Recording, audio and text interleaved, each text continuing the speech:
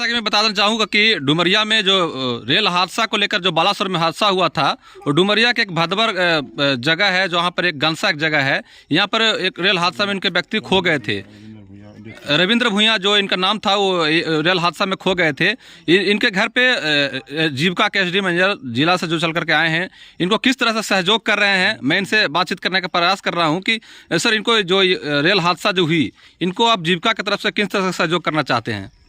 देखिए, सबसे पहले तो रेल हादसा हुआ तो उसमें जो रविंद्र भुइयाँ जी का डेथ हो गया था, तो उनके लिए सरकार ने पहले 10 लाख रुपए दिलवाया था इंश्योरेंस के अंतर्गत। फिर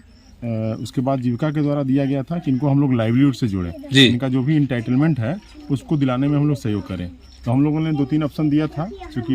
इनके यहाँ पैसा जो है इनकी माताजी को मिला है, और जो बच्चे हैं इनके माताजी के साथ रहते हैं,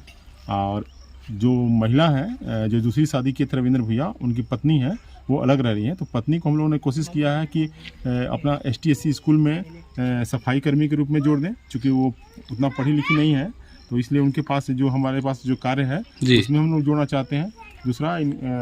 और इनका जो इंटाइटलमेंट है, आधार कार्ड हो चाहे राशन कार्ड हो, और ये आपको आयुष्मान भारत कार्ड हो, इसको बनवाने के लिए हम लोग जोड़ दिए हैं। और जो 4 बच्चे छोटे छोटे हैं जो रविंद्र भुइयाँ जी के, उन चारों बच्चों को हम लोग अभी देख रहे हैं कि स्कूल में तो एडमिशन है सरकारी स्कूल में, और उस पर हम लोग बात किए हुए हैं कि इनको अगर ST/SC स्कूल में नियम के तहत अगर एडमिशन हो जाए तो 2 बच्चियों का एडमिशन हम लोग डुमरिया में कराएंगे, और 2 बच्चे जो इनके हैं उनके भी एडमिशन हम लोग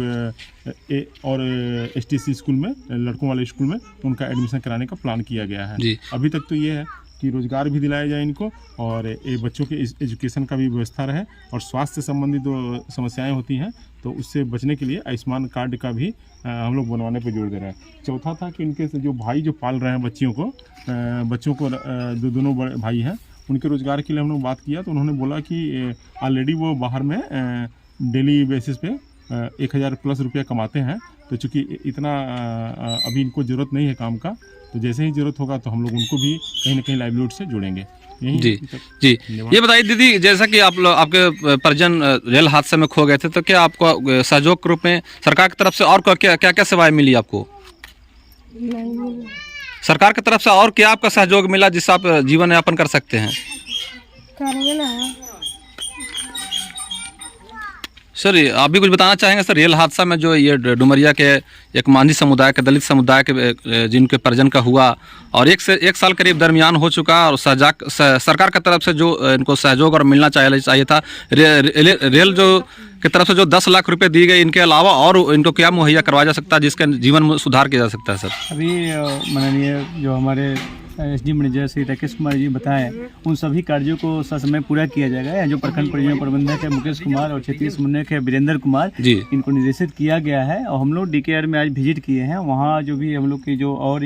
जो महिलाएं की आवश्यकता है काम करने के लिए, तो उसमें भी इनको रखने का जो प्रस्ताव दिया गया है, तो उसको हम लोग जल्द से जल्द रखवाने का कार्य करेंगे। और जो भी यहाँ पर बन सकेगा, जो भी जीविका की तरफ जो समूह की दीदी जुड़ी हैं या उन जो नहीं जुड़ी हैं, उनको भी जोड़ करके हम लोग आगे बढ़ाने का प्रयास करेंगे। और इन लोगों को जीविका उपार्जन से जोड़ना है, मुख्य लक्ष्य है। और जो भी हमारे सभी यहाँ CC हैं, AC हैं, वो भी आए हुए हैं, इन लोग से बराबर मिलते रहेंगे, और कहीं भी हम लोग को इन लोग को अकेले नहीं छोड़ेंगे, हम लोग इनके साथ हैं। और जीविका की तरफ से जो भी सहायता होगी, जो भी इनको फंड देना होगा, या समूह के माध्यम से जो हम लोग को लिंकेज कराना होगा, रिवॉल्विंग फंड देना होगा, ICF देना होगा, वो सब हम लोग देने का प्रयास करेंगे। आयुष्मान भारत से जो कार्ड बन रहा है वो भी हम लोग बनवाएंगे, ताकि इन लोग को हेल्थ में जो इलाज हो रहे हैं वो भी इलाज इनका समय से हो जाए, उसमें पैसा इनका कम से कम लगे या नहीं लगे, ठीक है। तो ये सब प्रयास किए जा रहे हैं। जी, धन्यवाद सर।